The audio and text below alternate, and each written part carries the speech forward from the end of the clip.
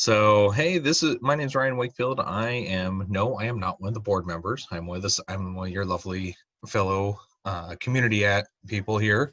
However, this is the third episode of the Healthcare Vogues podcast, as we are working on doing so. We're working on getting them all hosted as well for people to listen to afterwards. But we want to thank everyone for joining us and giving us a chance to take this time and really get to know each other a lot more, have these nice, fun, open communications.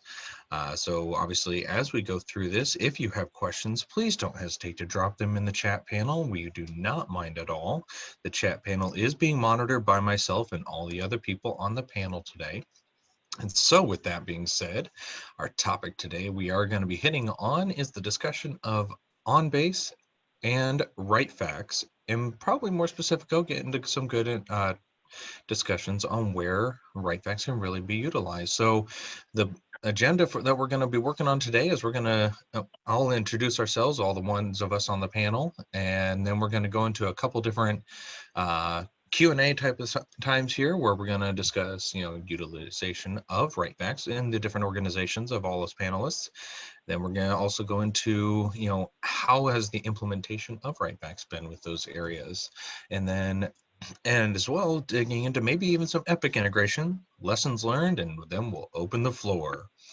So to start it all off, my name is Ryan Wakefield. I am a software support engineer at Carle Foundation Hospital. I have been supporting Carle, the software side, at least for about, it's been almost 6 years now that I think about it. I've only been OnBase admin for about almost 4 of those years. So I really haven't been an OnBase admin that long. But I absolutely enjoy doing that. Hobbies are sitting around, lounge around. Honestly, I love to design, so I sit there and think of how to design things, and I'm one of those minds of I'm sitting there at home rocking my child to sleep, and all of a sudden, oh, that would be a fantastic idea to implement so I kind of enjoy doing those times. So with that being said, the next one I'm going to open the floor to is Fred Brown. Go ahead. Good afternoon. Thank you for that kind introduction, Ryan. So my name is Frederick Brown. I am I'm on the OnBase team here at the University of Texas Health Science Center in San Antonio. I'm also an Epic analyst for the HIM department, and I'm also Director of Education here on the Healthcare Vogue board here. I've been a Epic analyst now for about 8 years.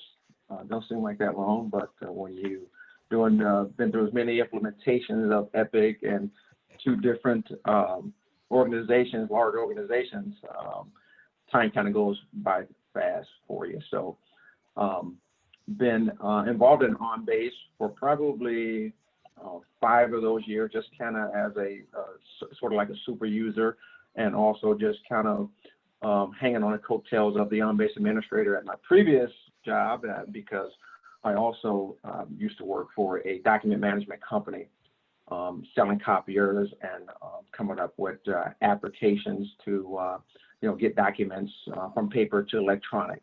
So I've always had a knack for doing that, and I always like being in that realm. So OnBase was just kind of the next step, and learning about document management, how I can help the organizations become more efficient and paperless, so to speak. So that's a little bit about me. My hobbies are fishing, flying my drone. I'm a licensed drone pilot here in San Antonio. I also run a small photography business on the side, mainly for real estate. So I do a lot of photography for homes that are for sale and stuff like that. So just stuff to keep me busy during my downtime. Oh, so yeah. That's, oh, yeah. Yep. That's about me.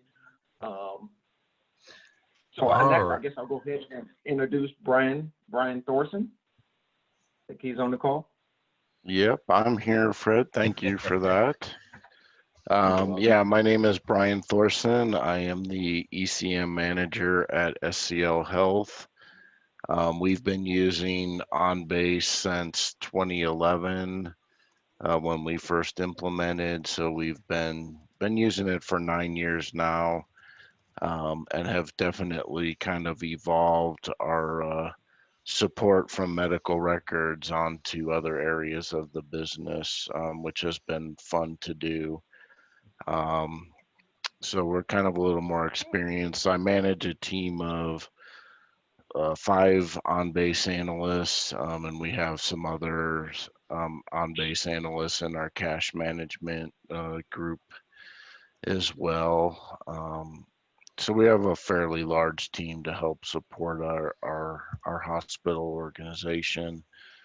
Some things I like to do, I guess, in downtime, besides, trying to design solutions in OnBase is play with my 2 boys who are coming up on the ages of 5 and 3, and kind of introduce them to my hobbies, golf and hockey and some other things outdoors. So it's a fun time.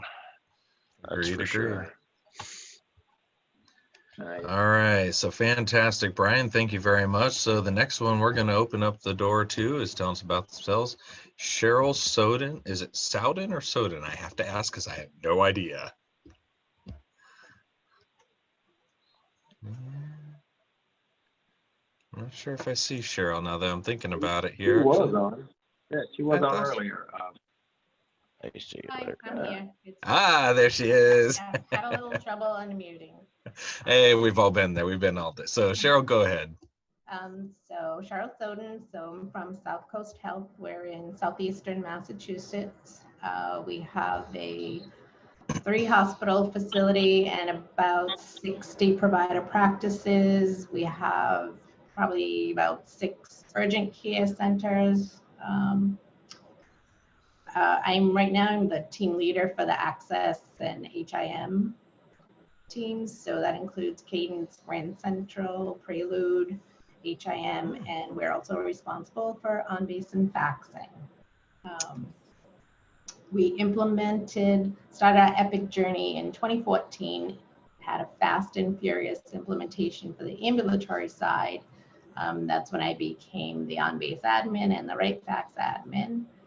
And then we implemented the hospital side in October of 2015. Most recently, we just went through a RightFax upgrade. We upgraded to 16.6 SR3. The software has a bug in it. So if you're going to implement it, get the fix first. It just came out last week. The problem with that is it didn't send the status messages back. Didn't get updated in RightFax, therefore it didn't send the message back to Epic. So Epic users think their fax is processing, but it actually did process and go out. So that's been a little troublesome. Sure. We have 2 application servers and run 4 doc transport servers with 12 channels on each of those, and we have 4 BabyTel lines for our problem numbers. Our incoming faxes for provider offices are swept into OnBase, and the staff in those offices are processing those faxes through their scan queues and indexing the documents to the patient shop in Epic. Okay, fantastic. Well, Cheryl, thank you very much. Appreciate that. And last but not least, Alan, I'm not sure if he made it. I'm looking through the list here real quick and I don't see him. Alan, did you make it in? I don't see Alan in the list. First Yeah, one. that's all right. Not a problem. Obviously, we all know, we all work in healthcare. Something came up. It always happens. So, all right. Well, so now we're going to go ahead and get into some of some more of your high level stuff. So obviously, Cheryl, you give us a pretty good understanding of how you guys utilize RightFax in your situation over there at, excuse me, South Coast. And so I think I want to open it up to Fred and Brian. What are your guys' usage of RightFax and how you guys have it set up over there look like? Okay, I'll go first here. So we don't have much integration with OnBase or anything right now, but we do have integration with, of course, our providers and are able to fax from Epic. And we recently integrated our RightFax FCL with our release of information activity. So we've had that up and running now for probably about six months. Wasn't a bad implementation. Just a couple of kinks in a row, but mainly on the RightFax side. So I don't know where the OnBase team is actually going to be taking over RightFax here sometime soon in the near future. But just kind of we work closely with the RightFax engineers to get that integration going. So not a whole lot of integration, but that's why this subject is kind of a subject of interest to us, because we like to hear how others and what other ideas that we can bring to our facility to help create some efficiencies where we are. So just looking forward to hearing some others usage of RightFax right now. All right, awesome. Hello, this is Steve. I wanted to ask about the Fred, the FCL integration. Are you guys doing anything in terms of getting any fax status back into Epic as far as the RightFax integration? I know FCL supports that. Mm-hmm. Yeah. Yes, sir. We get the status back in Epic. We look at printout tracking to see that, and we have statuses where it fell or sent. And our users also still have a fax utility where they can check. So they kind of looking in both places right now, because like Cheryl, we were having some issues with the status in the beginning, but they did work that out. So they're kind of using some of the RightFax utility as well as looking at the printout tracking. They mostly use the RightFax utility because they don't want to.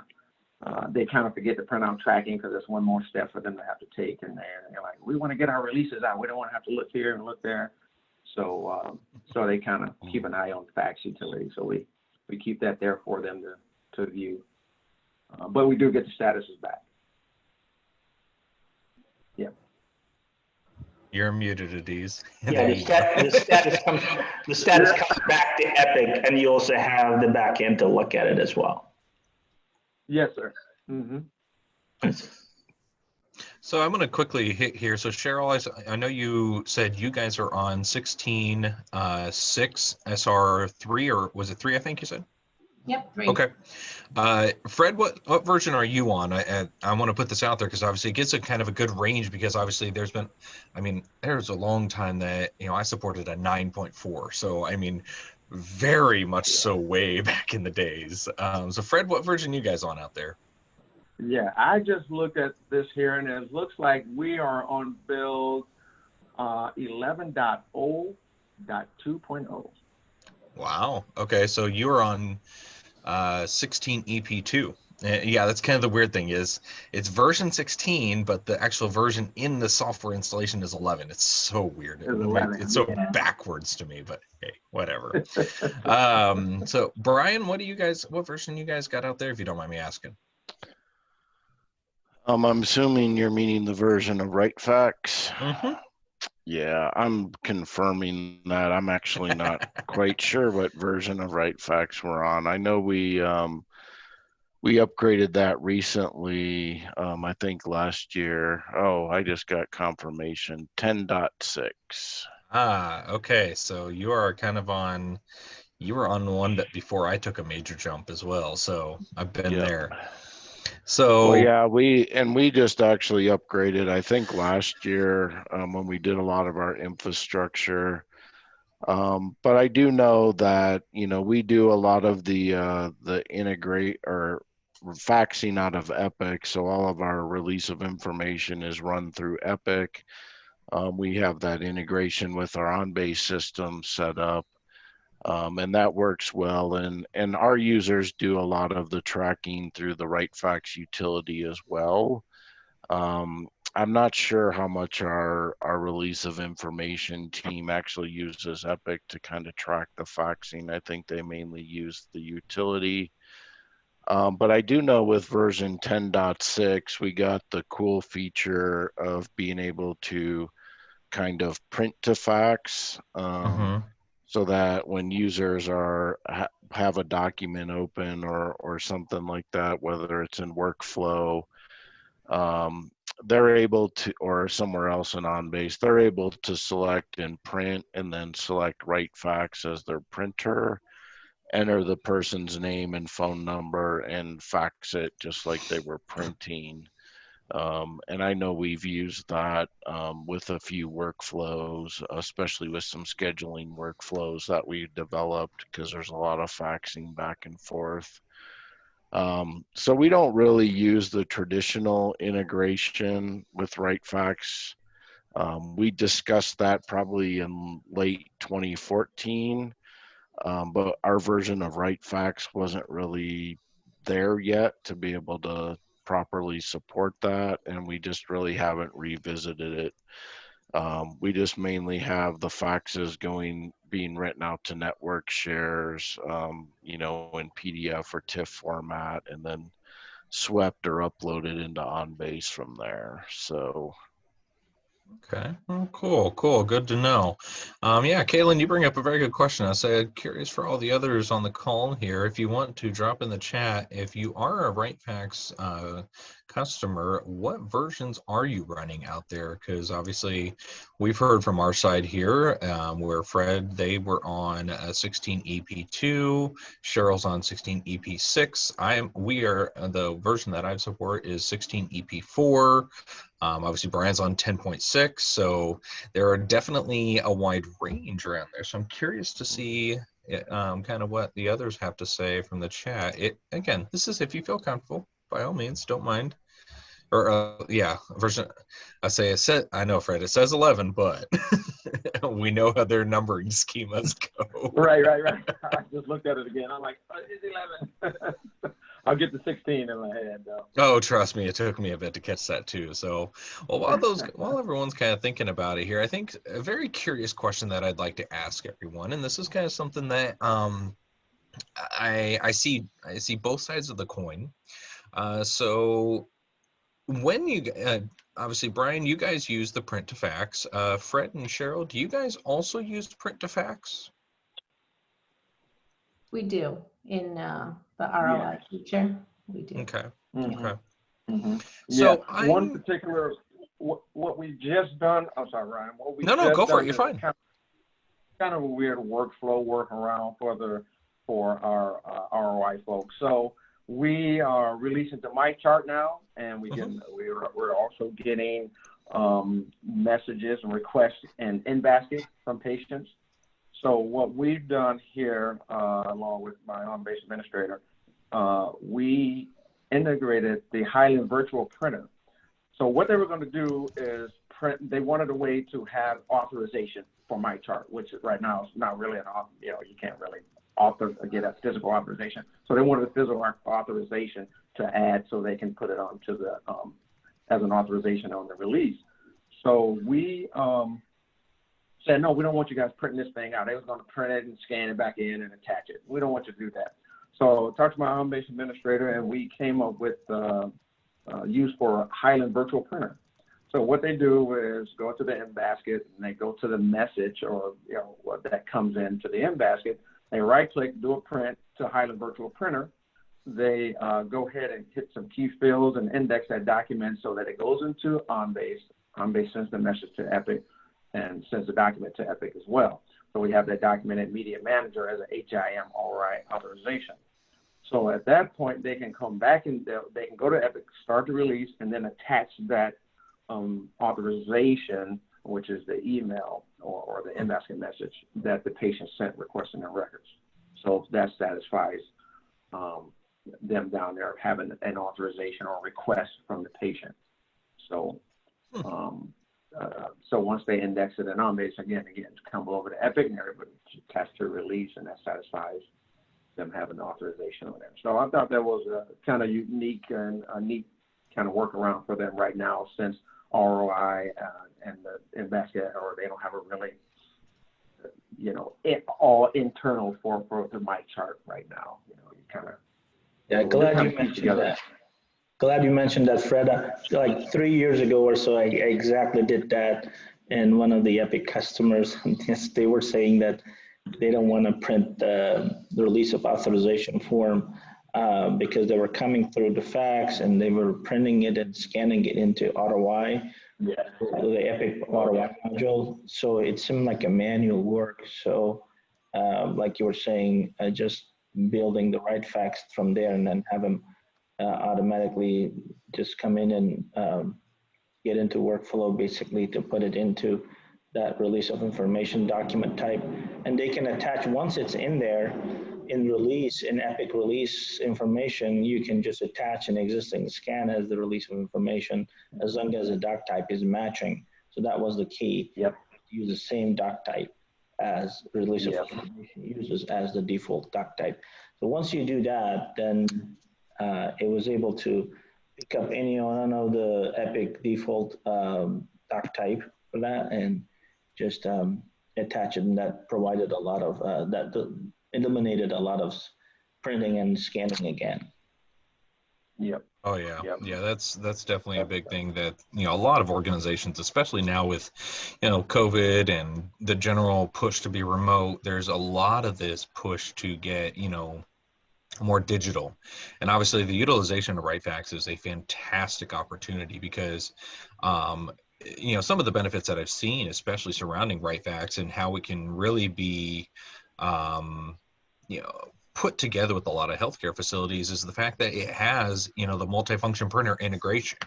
You can actually fax through RightFax directly from a typical multifunction fax machine. So there's really kind of some very key points here, but a curious question that I do want to kind of ask, Cheryl and Fred and, any of you that print, so there's two ways that you can print to send a fax out with RightFax. There is the one where you print it and it brings up the faxing window. You put, you can find it from the address book. You can, then obviously manually type the fax number, information, cover sheet notes, etc. But then there's also a really, a second one, which I've been kind of investigating a little bit more, and that is the ability to print a fax, but instead of it using the RightFax and it popping that window up, you use Windows. In other words, there's almost like a metadata cover sheet is what I would call it. And all of the details to send the fax out is built into that very first page, as in just kind of code in a manner of speaking.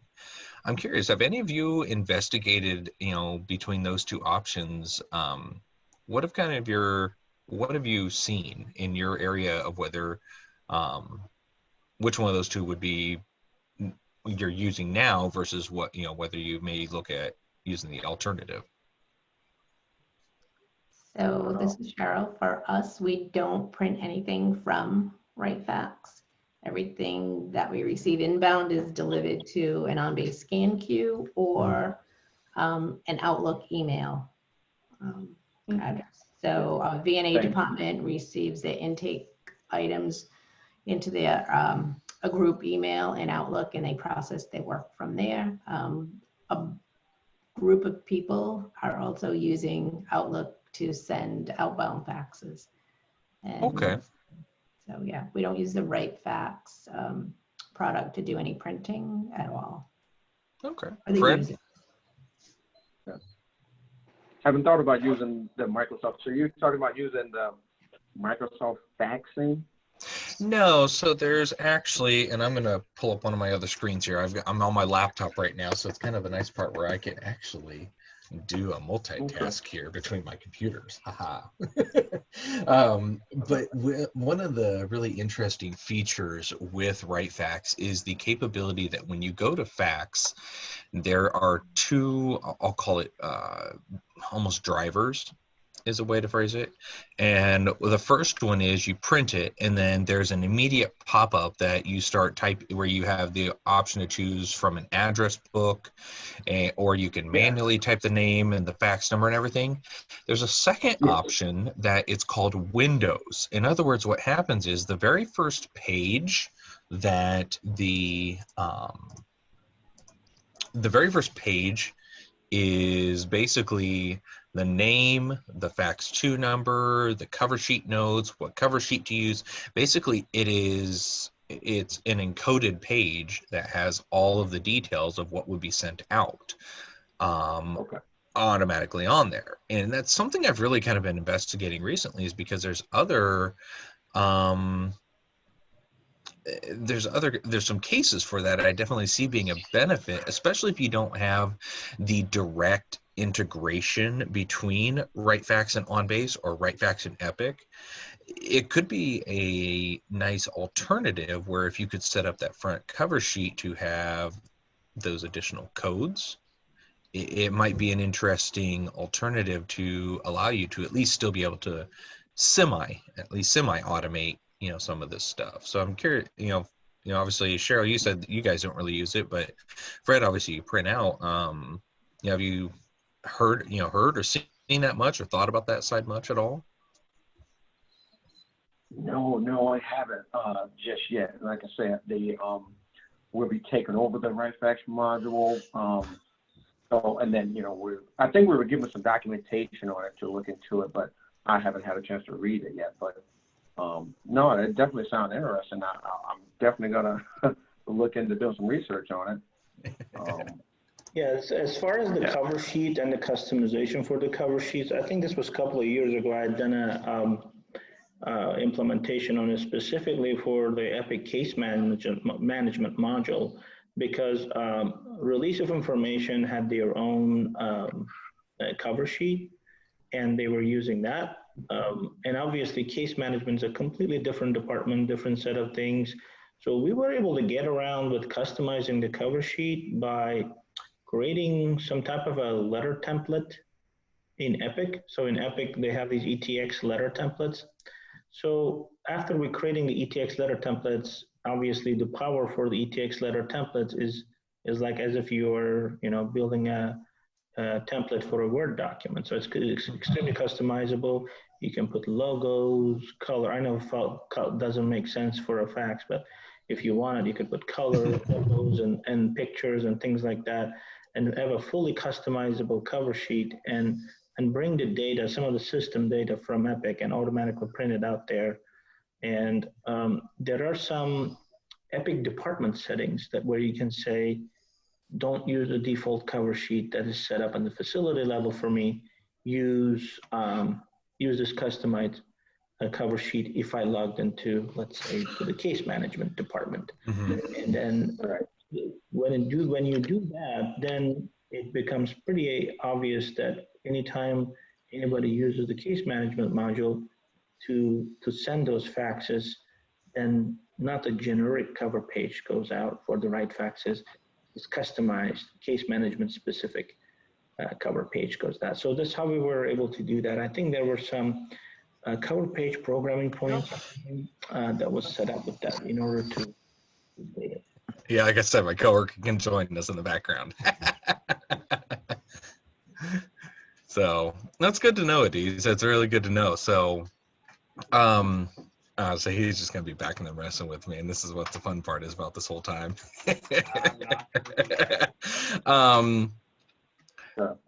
Interesting question from K.E. Davis here. Is anyone adding barcodes to cover sheets so when it is returned to cut down on indexing?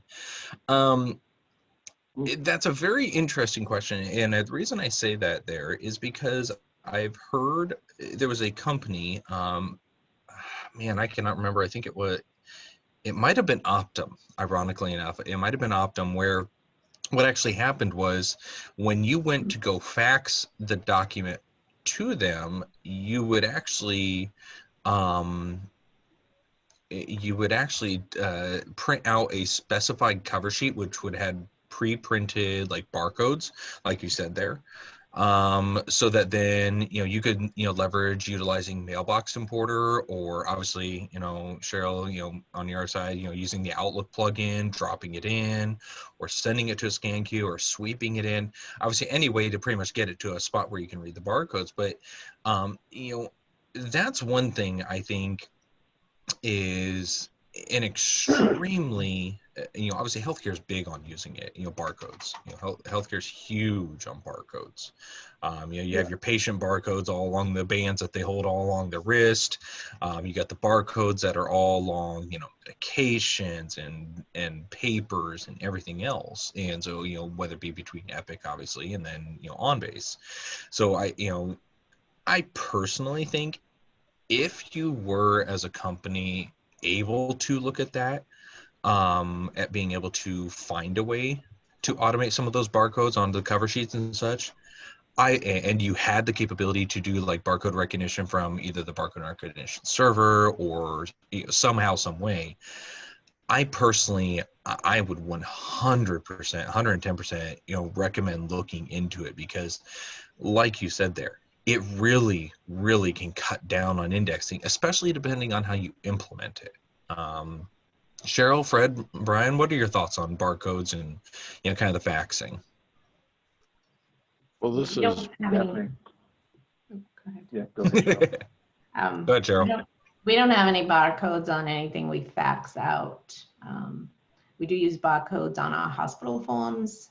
We have a bigger control over that. So anything that gets scanned into OnBase has a barcode if it's a hospital form. And that works nicely for indexing. Okay. Brian? And Yeah, use patient and encounter barcode, so pretty much the same as Cheryl. I like the idea, the barcodes on the cover sheets, so wouldn't hurt. Depending on how much return we have for faxes. So yeah, definitely a place for that. Good stuff. Yep. This is Brian. I was going to add that, yeah, we don't use barcodes on our cover sheets that we fax out to anywhere else. We have developed a workflow for our centralized release of information department. So anything that gets faxed in gets uploaded to the workflow and whatnot, and they're able to kind of just work through workflow. And we actually use the workflow to do the indexing for them to release of information. So we've kind of developed a different way around it just for the faxes. We do use barcodes on our other medical record documents, though, and they are very helpful. So. Okay. That definitely sounds like there's a lot of room for, kind of some of those, interesting investigations there of, maybe finding ways that you could leverage a barcode on, whether it be the fax, whether it be the cover sheet coming in. Because I can tell you, I know, like there's a standard form that people would typically fill out by, that's on paper. And if you could have a barcode on that set up, definitely could see, benefits happening there. So I think there's definitely a lot of room. So that's a very interesting question there. And so I appreciate, asking that one. So I do have another another question here. So obviously, Cheryl, you talked about bringing in the actual documents in through Outlook. What obviously, I've heard sweeping. What are the different methods that you guys bring the documents coming in from RightFax into your systems, aside from the couple that we've mentioned so far? So right now we're just sweeping into OnBase. That's the majority of the items. The other biggest one is the VNA intake. They're totally like a whole nother animal, the way they process their work and do things. A lot of their items, they just process through their email. It's a group mailbox that is monitored by maybe 5 or 6 users, and a lot of things they'll print out if they have to get a physical signature on it. And that's Okay. about it. The only other users that use email are probably directors, and they're just sending back and forth correspondence with whoever. Okay. Fred, what do you guys got over there?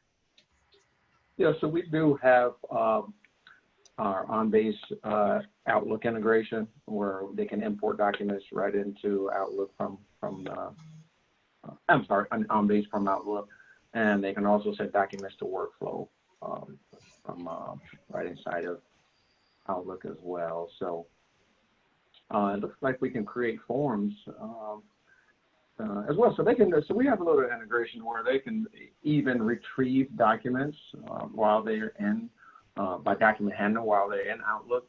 So we've kind of not sure how much that's used. Our OnBase administrators on the line. Maybe he can shed some light on that too later if he'd like. But yeah, we do have the integration with Outlook that's been pretty popular and working pretty well for us right now. So. Yeah, I was curious, how do you guys retrieve documents from Outlook? That's kind of curious about how you do that. Yeah, be happy to hear it. So, Deez, when you say retrieve documents, can you clarify on the retrieval what you mean? Yeah, so I think, was that Fred, you mentioned that you retrieve documents from OnBase while you're in Outlook? Yeah. Okay. Yeah, I do see the tab here, and it just launches Outlook. I mean OnBase from there, so you're not actually like bringing it up. So you're kind of launching OnBase from the link there. Oh, is it like an app-enabled kind of launch, or is it like a link to the document? Inside of Outlook, there's the actual Outlook tab, and then there's the retrieval button. So when you click the retrieval button, it's as if you're retrieving a document from like inside the Unity client or web client and such. So that's kind of how that integration works with that. I see. So Brian, do you have any other ways that you guys typically bring the fax documents in? Obviously, aside from the couple we've mentioned so far. Yeah, like I mentioned, we mainly use the sweeping and upload into OnBase and workflow. But the one thing we are testing out now, and it's not the Outlook integration, but we are using Mailbox Importer to be able to bring in emails and attachments in that way. You're hitting on something I was going to ask you about, actually, because that's curious thought on that. So the reason I mentioned, I'm glad you brought that up there, Brian, is because one of the very interesting benefits that I found with RightFax is RightFax has the capability that it will be able to email a PDF attachment, obviously if you choose PDF, a PDF attachment of that fax to an email address as an attachment. But what's really nice about it is in the body of the email, it contains a lot of that metadata. So like who it was from, whether there was a name or whether there was a number, the time and date, who it was to. And I find that really interesting because to me, at least, that almost seems like if you had the capability to, bring that email and the PDF in and put them together, before you obviously merge them together, but leveraging that, leveraging workflow, because workflow has the, I think, was it metadata, looking at the metadata from email, if I remember correctly, it's something like that. I can't remember the exact terminology, I apologize. But that'd be kind of an interesting way to have an alternative to the in automatic indexing of obviously there's the direct integration between RightFax and OnBase. But obviously if you didn't want to pay for that and had workflow and everything, there's a possibility of it there. What do you think about that side? Well, from my perspective, we can, we were actually all set to get the Outlook integration a few years ago, and our company moved over to Google, so that scrapped that plan. So we kind of had to look outside the box and say, okay, well, with using the mailbox importer, which can take, the emails and attachments that are sent to specific email addresses and upload them directly into workflow. That would be a good opportunity to do that. And I know what you mean of, the email, you're able to maybe, use OCR, the advanced capture or whatnot, to maybe get some of that metadata for your keywords as part of the indexing. But yeah, that's kind of how we're approaching it, since we're not able to leverage the Outlook integration. And our release of information group, they're centralized, so they have a specific email address. So it's pretty easy to integrate in that manner. Mm-hmm. Okay, well, good to know. Okay, so let's kind of jump onto one other small piece here, because I want to make sure to give a little bit of time for the Q&A. So I'm going to have each of you answer kind of more of a lessons learned with each of these type of scenarios with your areas. So Cheryl, let's start with you. What are some lessons learned that you'd like other participants in this webinar to know, so that they may be able to be aware of them if they decide to proceed forward with these type of endeavors? So one thing that we just ran into with our recent RightFax upgrade is our test server is just one server.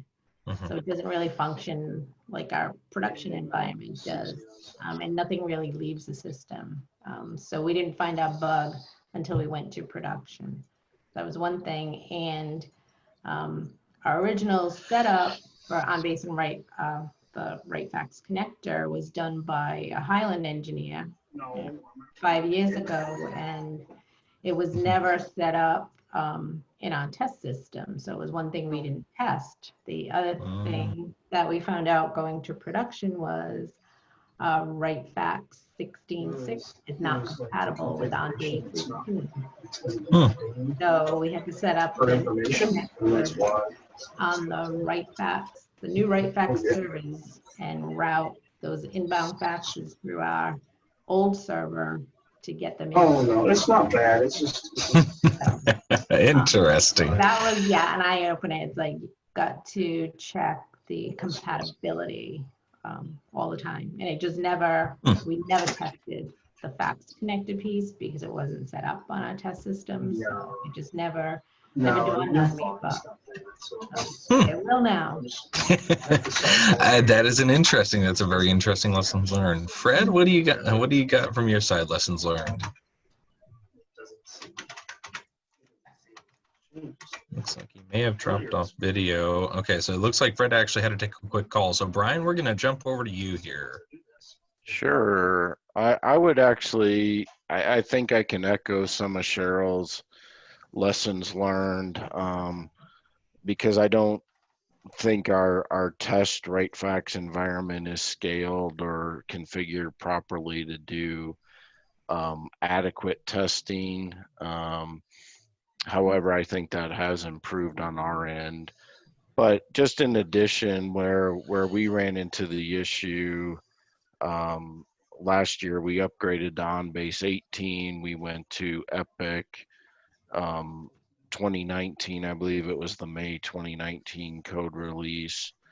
And within OnBase 18, they made a change to the snowbound DLL that's used to view the files.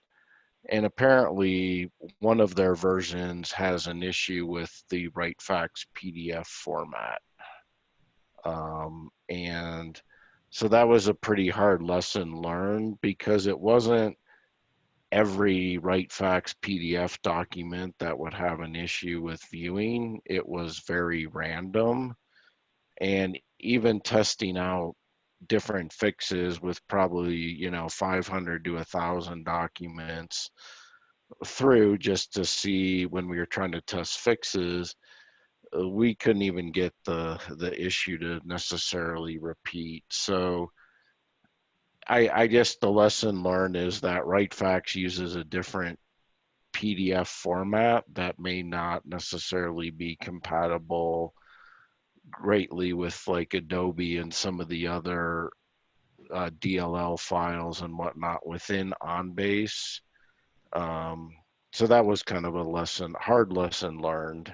So, but I will tell you the new integration for release of information, and I forgot what it's exactly called, but you're actually going out to, I think, a web server now or something. That works really great within OnBase and Epic. So the new way they have you do that integration, it works fantastic. So Okay, really interesting. yeah, All right. Go ahead. I'm learning that PDFs in version 18 of OnBase, they do not mix very well. So Yeah, definitely. I mean, definitely one of the things that I will say, and obviously, none of us, at least, and it doesn't. We are, the version that I support right now, obviously, is SR4, 16 SR4, or EP4 SR2. Sorry. But one of the things that I'm really looking forward to kind of testing out is actually the newest version of RightFax, because they've overhauled it quite a bit. And for those of you on the call haven't really seen it, there's a lot of changes to the RightFax system itself. So I do want to make sure to be very, very clear that obviously Highland has not confirmed yet whether they are compatible, when they'll be compatible version 20.2. So when you guys, if you are looking at doing version 20.2 of RightFax, the upgrade, just be well aware that there could potentially be some of these issues that obviously, Cheryl and Brian have brought up that could be encountered just because they've really kind of done a lot of re-architecture of different components inside of there. So, all right. Well, we are about 8 minutes till the top of the hour here. I kind of want to open the door here a little bit to see if there are any questions from the participants here. Looks like we should have about roughly 37 of you guys left, minus obviously us on the panel here. But curious to see if there's any questions, from you guys out there in the chat of, some questions you'd like to ask us on the panel. So I'm going to give a moment for some of those to come in. You're welcome. I'll talk to you later. All right. Give me a second. I'm looking up another thing here. Actually, looks like we got a couple people join. And obviously, if you'd like to unmute and you just want to ask it over voice instead of typing, hey, we are open to doing that as well. So don't feel shy. We are an open bunch. We do not mind hearing, what people have to say, of course. So I'll give a moment here. But with that being said, while we get some of those, get some people thinking about questions, one of the things I'm going to bring up here before we definitely get to the end here is I want to make sure everyone's aware we are working on a couple different future episodes and the topics. And one of the topics I'm actually working on trying to get here is there's been a lot of confusion recently in regards to support from the Highland side and support on how they handle different components, how they determine where tickets go, priorities of tickets, etc. And so one of the things that I am actually working on doing is I'm working on to see if we can kind of get a chance for a webinar podcast episode to discuss with support kind of how it is they work on their side and how it is that they, make sure to try to give us, the support for those of us that do go directly to them. I can tell you directly from, being able to talk to one of the support people directly, there was some very, very interesting information that they supplied to me and told me about that really kind of cleared up the air in regards to some concerns I had brought up about, effectively handling the where to send tickets to, and some of the points that we brought up previously about how we'd love to have things like version and easier submission of the support issues. He brought up some very good pieces, and so and they were helping to me, because now that I understand those, I've been able to submit my tickets a little bit clearer, which have helped the routing better. And so obviously I want to make sure that we have a chance to pass that on to you guys as well, especially in the healthcare side. We obviously are in a state where, potentially, you hope not, could be dealing with, patients and needing to get the data, and the information to where it needs to be. So, and DSD is also mentioned, obviously talking about Highland support versus reseller support. So that's definitely a good kind of piece to do. So the question I had, and I'll put this out there, is what topics would you guys like to hear for the future episodes going forward? Are there specific ideas or discussion pieces that you would like to have discussed? So if you want to plug those into the chat, that'd be great. Or if you guys want to reach out directly to either any of the individuals here on the panel today, that'd be great. Or reach out to any of the board members, obviously, that'd be fine. But while you guys kind of think about those and do that, I'm going to go ahead and take this time to say, kind of give some closing thoughts. And so, Brian, is there anything else you kind of want to mention, or any, words of wisdom that you'd have for people to,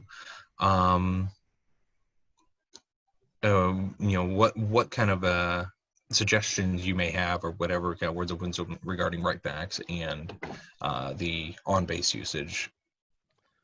Yeah, I would just think some words of wisdom are that, consider each workflow individually and kind of explore the different options that you may have available to implement a solution, whether that's using like an Outlook integration, mailbox importer, the actual RightFax integration, or some other method like the print to fax, or even like you mentioned, Ryan, the Windows faxing out of there. So I mean, just be open to different things, because I don't think there's one solution that fits every workflow with RightFax necessarily. All right, well, good little bits of wisdom there. Go ahead and we'll head over to Cheryl. What are your last little words of wisdom to the listeners here? So get everybody committed to testing. That's responsible. So there are different applications, like radiology sends out radiology results. So make sure each person that's responsible for their own pieces to do the testing, because they think because I own the technical piece that I was supposed to do all the testing. So yeah, so everybody has to take ownership of their own piece, because we also have a PeopleSoft component that I kind of forgot about, because I don't work on the PeopleSoft side, but they send out some confirmations of POs. So all those different offshoot areas need to get committed to the testing process. And I can definitely echo the testing there, Cheryl, because unless you've had a history of a strong testing process and testing grids and everything put in place, implementing something like this and not planning appropriate testing, you are really, really opening that door to some big problems potentially, as you've obviously already found out some of those. So yeah. All right. Well, like Adia's put there in the chat, some future episodes we are working on doing is like EDCO scanning, medical record classifications, and we are actually looking at being able to expand on a premium video series called Under the Hood, and dealing with kind of the HL7 and the specific details behind the medical records component inside of OnBase. So with that being said, obviously we appreciate everyone's time and listening today. Hopefully you found this beneficial. because I know I definitely enjoy, chatting with everyone here. So look forward to talking to everyone soon, and we appreciate everyone's time, and take care, stay safe, and have a good rest of your day.